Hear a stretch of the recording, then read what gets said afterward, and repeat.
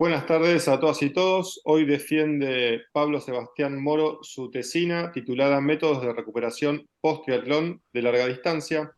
Fue dirigida por el licenciado Claudio Fernández Novoa y fue corregida por el doctor Juan Arano y la licenciada Castoldi Anabel. Adelante, Pablo, es tu momento.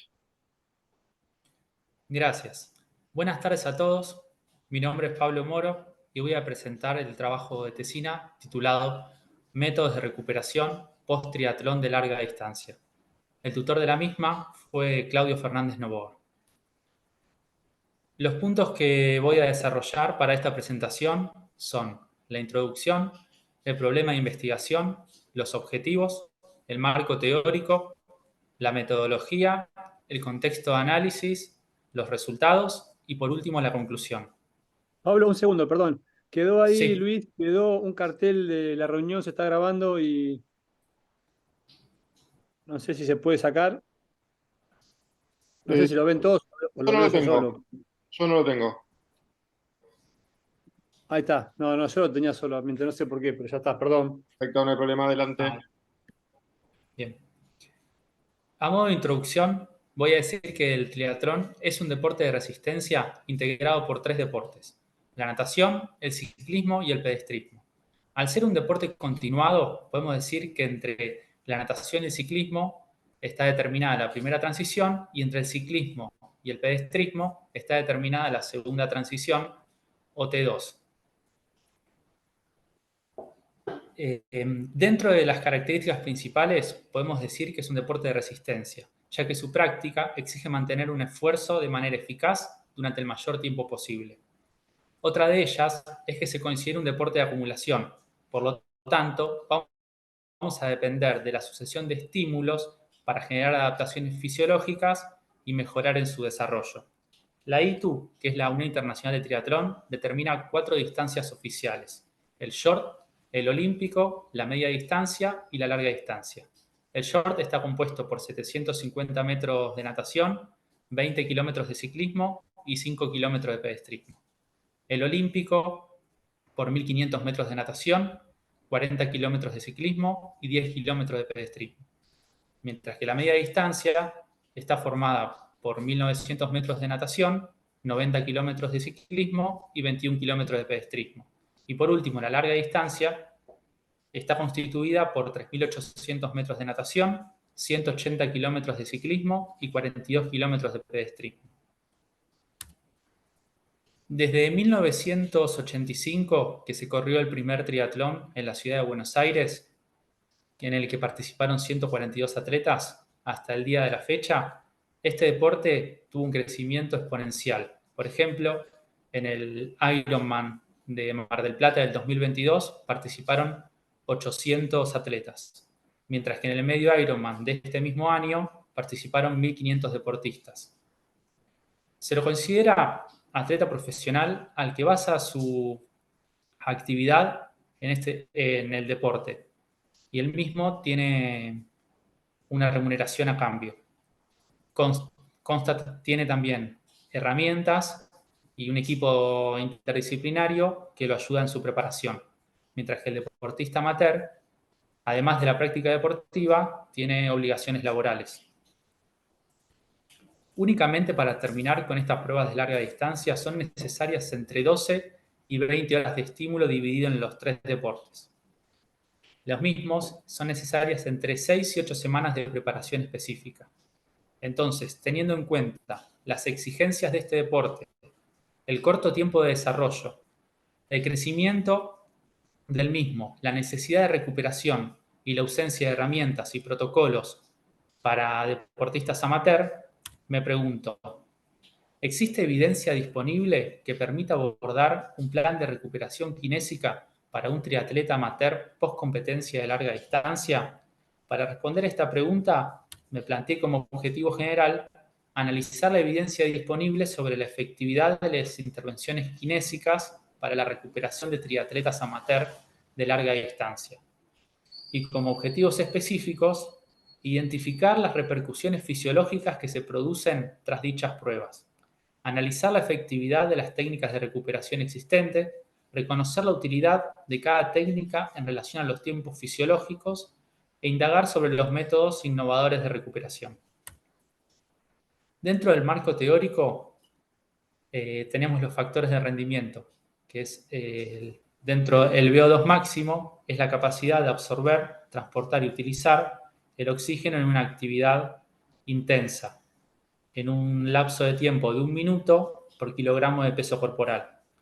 Mientras que el umbral anaeróbico está dado por el punto a partir del cual cualquier incremento en la intensidad genera un aumento lineal de la concentración de lactato. El aumento en el número y tamaño de mitocondrias está asociado con una mayor capacidad para utilizar los sustratos energéticos de manera eficiente durante el ejercicio, lo que resulta en una mejor producción y utilización del ATP. El glucógeno es la forma en que los hidratos de carbono son almacenados en el cuerpo y constituyen el principal combustible empleado por los atletas. Como bien sabemos, el tipo de fibras musculares es muy importante en los deportes de resistencia, ya que su mayor proporción es del tipo lenta o de las de color rojo. Y por último, la frecuencia cardíaca está dada por el número de latidos por minuto, mientras que la frecuencia cardíaca máxima es la frecuencia cardíaca media obtenida en un test de esfuerzo. Y la frecuencia cardíaca de reposo es la que obtenemos a partir de un test matinal sin hacer ninguna actividad deportiva intensa. Estos parámetros nos permiten establecer los segmentos de intensidad divididos en 5 zonas. Dependiendo de cuánto tiempo el atleta sostuvo en cada porcentaje de intensidad, va a determinar la carga interna acumulada, como también los sistemas energéticos utilizados y los metabolitos de desecho acumulados. La carga es la sumatoria de estrés que actúa sobre el deportista. La misma genera adaptaciones, cambios adaptativos o maladaptativos. La carga externa es la cantidad de trabajo de una tarea.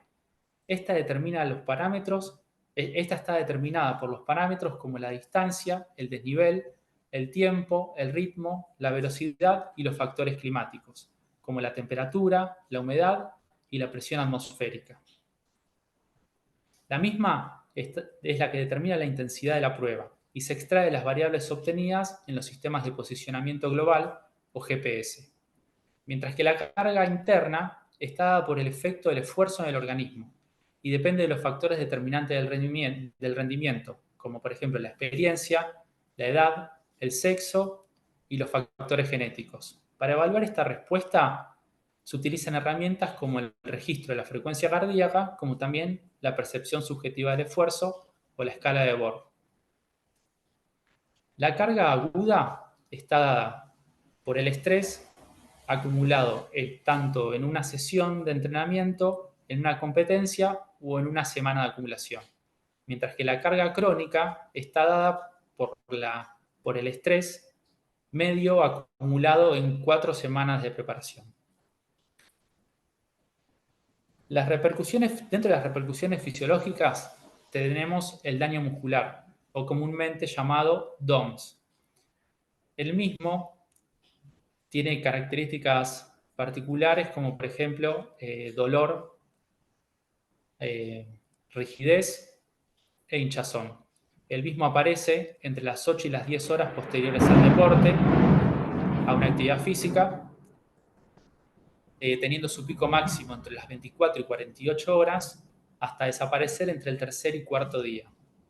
El estrés oxidativo está dado por un desequilibrio entre las especies reactivas de oxígeno y los antioxidantes. Las especies reactivas de oxígeno suelen acumularse en periodos de isquemia o falta de perfusión, en disminución enzimática o inmunitaria o en el aumento de la concentración de lactato. La deshidratación es muy común en los deportes de resistencia, ya que los requerimientos de los atletas es de 1 mililitro por cada kilocaloría perdida. En una actividad de más de 2 horas se genera hasta un 5% de pérdida de peso corporal. En un deporte de resistencia de más de 10 horas, como son estos que estamos mencionando, es imposible llegar a los requerimientos necesarios. mientras que la fatiga central cognitiva está dada por el deterioro del sistema nervioso central. La fatiga es la incapacidad para mantener un esfuerzo o intensidad de un ejercicio específico. La misma se divide en central o periférica. La fatiga central es la que se relaciona con las alteraciones del sistema nervioso central, mientras que la periférica hace referencia a la fatiga muscular. La misma depende de las alteraciones del pH, la temperatura, como la perfusión. La recuperación es el proceso por el cual el atleta vuelve a la homeostasis del medio interno después de una actividad estresora. Nosotros los kinesiólogos contamos con un amplio abanico de herramientas para apoyar a este proceso fisiológico. La nutrición excede nuestro campo, es fundamental formar grupos transdisciplinarios para abordar un sistema complejo como la fisiología de un deportista.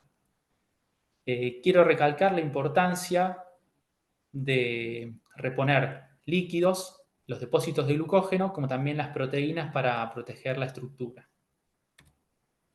Es importante una óptima higiene del sueño apoyada en hábitos y dispositivos para objetivar la calidad del mismo, como también la implementación de siestas superiores a los 40 minutos, ya que, como sabemos, contamos con amplia evidencia de que son las más efectivas para deportistas de resistencia.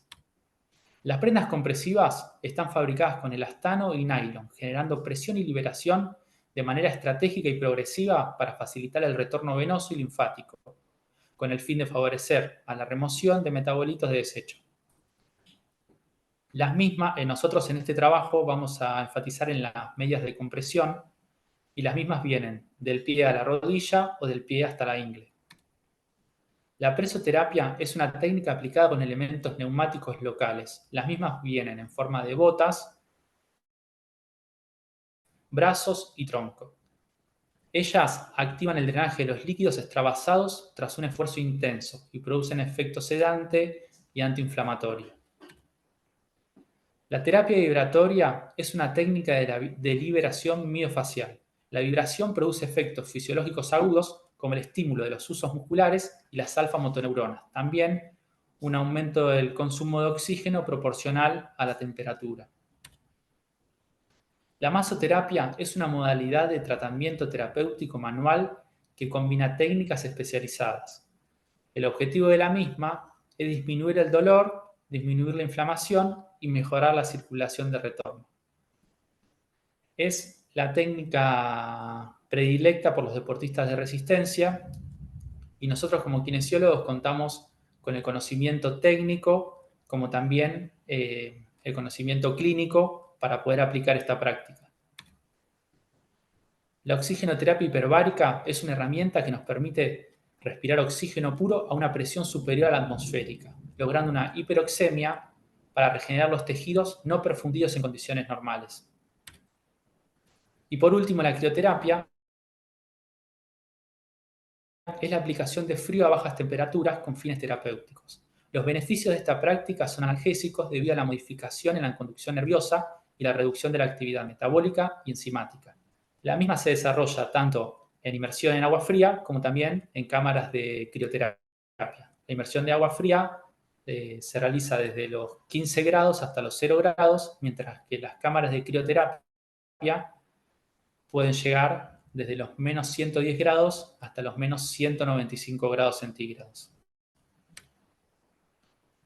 La metodología realizada en este trabajo fue una revisión bibliográfica de tipo retrospectiva y cuantitativa, a partir de hacer una revisión en las páginas tanto PubMed como JOSP como Cielo.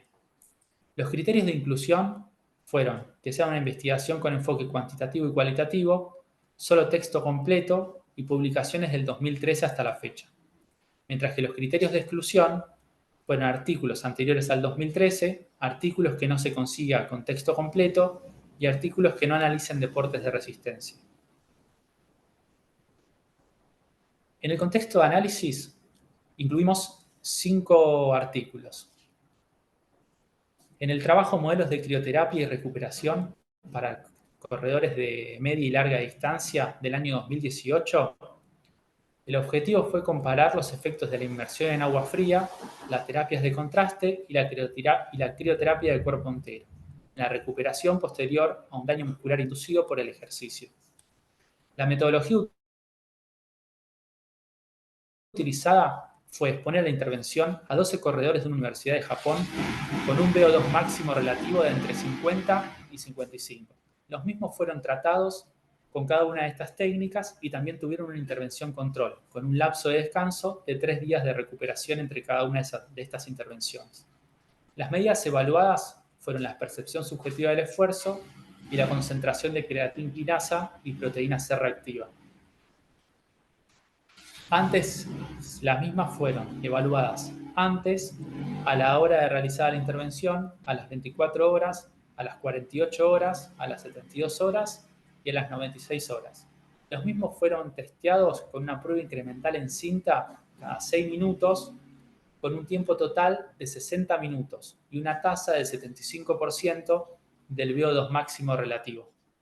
En este trabajo se llegó a la conclusión de que la modalidad que demostró mayor eficacia fue la crioterapia del cuerpo entero, mientras que los otros dos métodos también mostraron beneficios en relación al grupo control.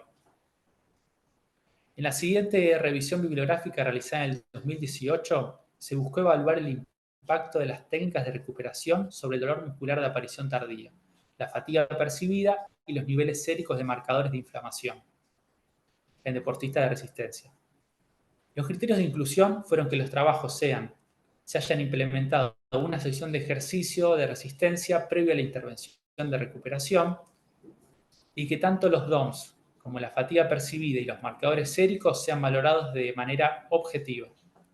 En este trabajo se llegó a la conclusión de que el masaje fue el método más eficaz para reducir los DOMS y la fatiga percibida, mientras que las prendas compresivas y la crioterapia fueron los más efectivos en la disminución de niveles séricos de creatinquinasa y proteína C reactiva.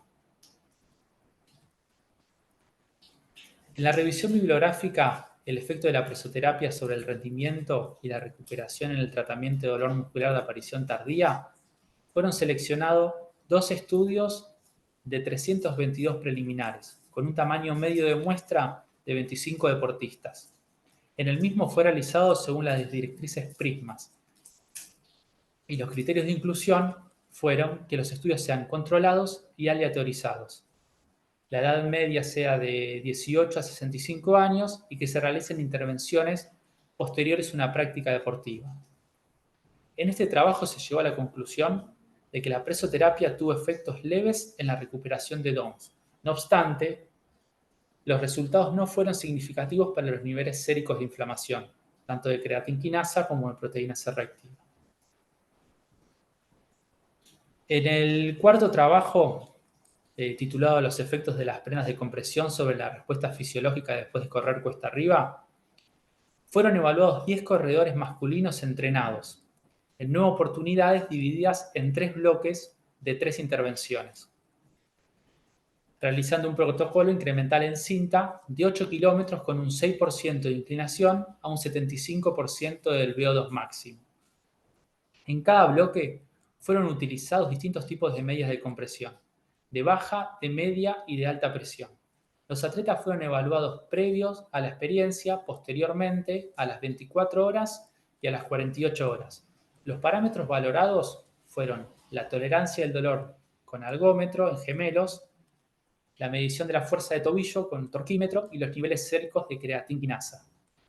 En este trabajo se llegó a la conclusión de que las prendas, tanto de media como de alta presión, demostraron efectos positivos en la disminución de los valores séricos de creatinquinasa a las 24 y 48 horas posteriores al ejercicio.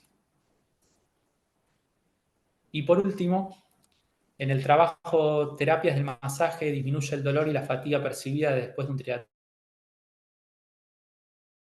Ironman de larga distancia, el objetivo fue comprobar los efectos de la terapia de masaje en deportistas después de un triatlón. En el mismo, la metodología utilizada habían de 74 atletas, se seleccionó un grupo control y un grupo al que se le hizo masaje durante 7 minutos en los cuádriceps. La conclusión de este trabajo fue que las técnicas de masoterapia fueron más efectivas en la recuperación tanto del dolor y la percepción de la fatiga que ninguna otra intervención después del triatlón de larga distancia. La dimensión de este efecto pudo estar limitada por el tiempo de intervención, que como dijimos fue de 7 minutos.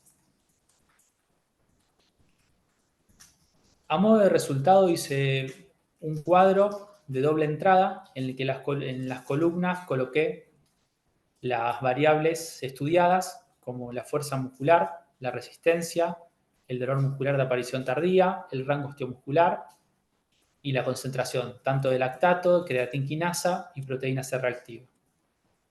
Mientras que coloqué en las filas la presoterapia,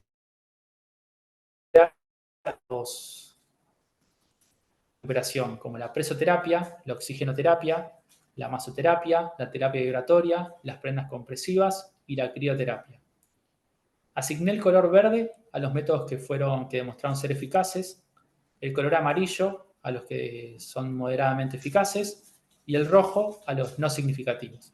Por ejemplo, la presoterapia demostró ser eficaz para disminuir el dolor muscular de aparición tardía, mientras que la oxigenoterapia demostró ser eficaz para mejorar la resistencia y para disminuir los valores séricos de creatinquinasa en sangre. Mientras que la masoterapia demostró ser eficaz para la disminución del dolor muscular de aparición tardía, el aumento del rango osteomuscular y la disminución de los niveles séricos de creatinquinasa en sangre. La terapia vibratoria demostró ser eficaz para la recuperación de la fuerza muscular, como también la disminución del dolor muscular de aparición tardía y el aumento del rango osteomuscular. Las prendas compresivas demostraron ser eficaces para la disminución del dolor muscular de aparición tardía y la disminución de los valores séricos de lactato, creatinquinasa y proteína C reactiva. Y por último, la crioterapia demostró ser eficaz para mejorar la fuerza muscular, disminuir los DOMS y disminuir los niveles séricos de creatinquinasa y proteína C reactiva. En conclusión, existe evidencia disponible para demostrar que los programas de recuperación son efectivos para ayudar a disminuir el daño muscular, la fatiga, el dolor muscular de aparición tardía y mejorar el rango de movimiento. A pesar de la importancia de la recuperación en este deporte de larga distancia, luego de realizar una investigación exhaustiva en la evidencia actual, pude encontrar un solo trabajo realizado específicamente en triatlón, mientras que el resto de los hallazgos fueron extrapolados de diversos deportes de resistencia, lo cual demuestra la problemática y la necesidad de avanzar dentro de este campo, principalmente para nuestra profesión.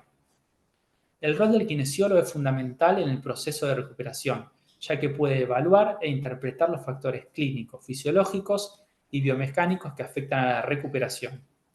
Y por último, los programas de recuperación deben ser multidisciplinarios. Muchas gracias. Muy bien, Pablo. Vamos a detener la compartición de pantalla. Vamos a dar pie ahora a los jurados a ver si quieren hacer alguna pregunta antes de hacer la devolución final. Abel, ¿alguna pregunta, algo que te haya quedado en el tintero? No. No, ninguna pregunta. Bueno, Juan. Sí, yo, bueno, ante todo, muy buena presentación, Pablo. Me considero un entusiasta triatleta, digamos, con bastante experiencia dentro del amateurismo, ¿no? Por eso me gusta mucho el tema. Me llama la atención que aún hayan pocos estudios en personas que realmente corren Ironman o corren triatlón de larga distancia, porque yo hace muchos años, hace 20 años que hago esto y ahora cada vez se popularizó mucho el deporte y uno, bueno, de los factores fundamentales es la recuperación, ¿no? Como vos bien dijiste. Y solamente hay un solo estudio y los demás son todas extrapolaciones de maratonistas digamos, personas que se dedican más al pedestrismo. Por lo tanto, si vos como kinesiólogo, digamos, te gusta también vincularte al deporte, creo que hay una puerta ahí que se abre y poder seguir profundizando o, eh, estudios que ¿Se faltan me en corta, perdón, realidad. se me corta a mí Me o gustaría Fede? que vos. Se cortó un poquito, repetí lo último, Juan, se entrecortaba. Yo digo que lo que estaba diciendo que por ahí para Pablo, digamos, si realmente le interesa, abre una puerta en la cual, digamos, va a haber, hay mucho trabajo para hacer, todavía mucho camino para recorrer como kinesiólogo, y faltan estudios un poco más grandes. Uno, por ahí yo soy médico y por ahí uno está acostumbrado a ver estudios de cientos, miles de personas y por ahí uno cuando dice un estudio con 15, con 70 personas, le parece que siempre es poco, pero bueno, hoy por hoy hay mucha gente que se dedica desde el punto de vista amateur a este deporte. ¿A vos, Pablo, digamos, te gustaría, digamos, seguir vinculado al deporte, a los estudios, em, poder seguir indagando un poco más acerca de estos métodos de recuperación? ¿Estás interesado en esto? Sí, totalmente. También practico el deporte y por eso surgió esta investigación de ver que muchas personas hacen distintas cosas sin ningún aval y que van atrás del marketing o de cosas sin ninguna evidencia. Entonces, me parece que es importante empezar a objetivar datos para poder llegar a datos más contundentes y no tan extrapolar o ver, decir a mí me sirve, sino poder objetivar un poco más nuestro trabajo para poder ser más eficientes. Ahí me Creo que es un parece, camino necesario ante las modas que hay, como dice Pablo, a mí me sirve, usalo, y bueno, y son modas y son cosas que van surgiendo y se van año a año actualizando y tirando por la borda lo anterior. Me parece que hay ahí una puerta que se abre y que estaría bueno por ahí explorar. bueno, creo que ahora pueden trabajar juntos en eso, ¿no? Ambos que son deportistas en la misma disciplina, capaz que pueden pensar algo juntos y nada, ver en los equipos que se forman, a ver de qué manera intervenir con esto. ¿Qué te parece, Pablo? Estaría- Sí, totalmente. Para mí en un primer momento pensaba en la variable esta de como amateur, pensar en que no tiene los medios para acceder a las cosas y después indagando y profundizando más en el conocimiento, creo que es falta de conocimiento y no tanto medios económicos o medios más que requieren de mucha parafernaria, sino conocimiento real y objetivo. Sí, yo creo que estos tipos de deportes se están difundiendo cada vez más y es medio como vos decís, ¿no? Es más la desinformación que en realidad la falta de medios económicos. Por ejemplo, hay gente que hace viajes larguísimos para ir a correr un triatlón en algún lado y que podría tranquilamente, o que de hecho tienen sus preparadores físicos muchas veces y en sus lugares y bueno, me parece que empezar a intervenir ahí está más que interesante. Y lo que yo ¿Puedo rescato hacer por una último, pregunta? digamos, perdón. Disculpen, ¿puedo hacer una preguntita que no la iba a hacer, pero no es nada, no es nada difícil ni grave? ¿No encontraste ningún material de hidroterapia porque vos pusiste crioterapia, porque muchos jugadores y muchos deportistas de alto rendimiento, no amateurs, usan los medios acuáticos, ya sea frío o calor o con los baños de contraste, para bajar el lactato y, o sea, recircular todo lo que es torrente sanguíneo, ¿no? Para lavar el lactato y que se oxigene y se forme mejor el músculo, ¿no? Y no se dañe. ¿No encontraste nada de eso, de ese tema?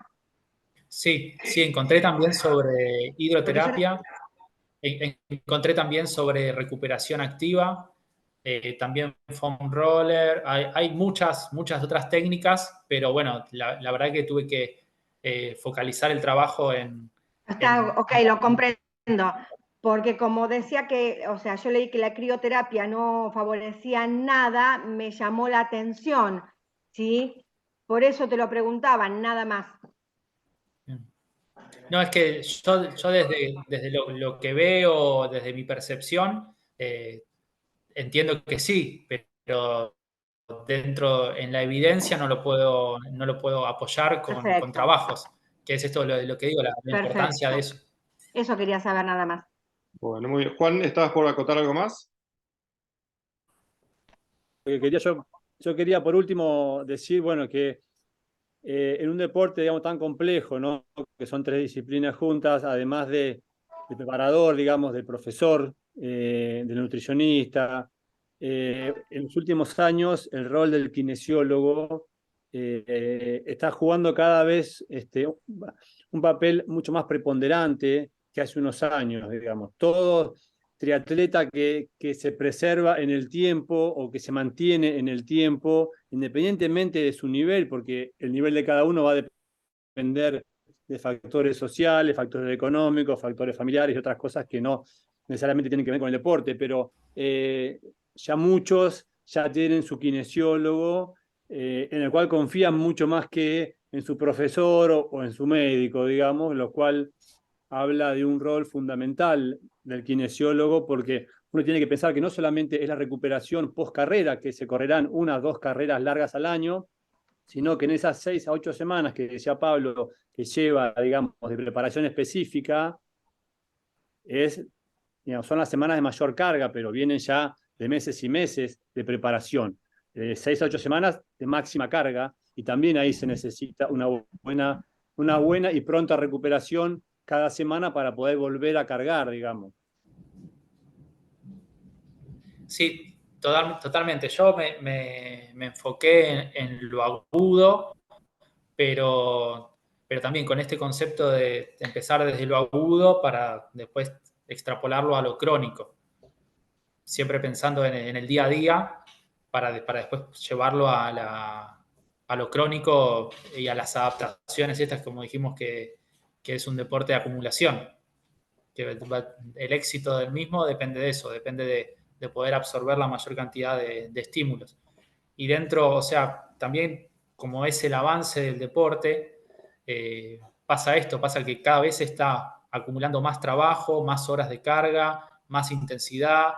Entonces, dentro de las variables que tenés para ir tocando en el deporte, ya está la intensidad al mango, el tiempo al mango, entonces ya va por la recuperación, por el descanso, por el sueño, por la capacidad que tenga también el deportista de absorber eso con la genética del deportista. Son varios los factores. Hablo una cosita, todos los deportes son de almacenamiento, o sea, porque yo soy deportista desde los 6 años y he hecho cosas que ni bien empecé a entrenar, no, es por acumulación, ¿sí? Y por memoria celular que el cuerpo te permite rendir un poco más, ya seas amateur o no, eh, ¿sí? Porque es por lo que dijiste recién. Por más que seas amateur, mínimo 4 o 5 veces por semana tenés que hacer algo de actividad física, porque cuando si te mandas a un triatlón, el físico no te va a dar, ¿sí? Entonces, todo es de acumulación. Eso tenerlo en Sí, claro. la particularidad por ahí que tiene este deporte, que son 3 disciplinas Son en, 3 disciplinas en un solo distintas. deporte. Exacto, en Exacto, un solo deporte. muy distintas, digamos. Sí. Bueno, muy bien. Damos pie entonces al jurado para que apague cámara y micrófonos y se conecten entre sí para hacer la devolución final. Luego vuelven a... Em, ¿Cuál es el teléfono de Juan Arano? Porque no lo tengo Este grupo. diferenciado. está en el Sí, grupo. el grupo CJM o técnicas especiales. Se pueden conectar desde... Chateen por el grupo si quieren, no hay problema. Ok. Bueno, extraoficialmente, Pablo, te doy mis felicitaciones. Muy buena el tema. La verdad que está bueno hacer algo que a uno le gusta, ¿sí? Que se nota que te gusta esto del triatlón. Y bueno, fuiste muy bien acompañado por Claudio, que acá lo veo. Vamos a...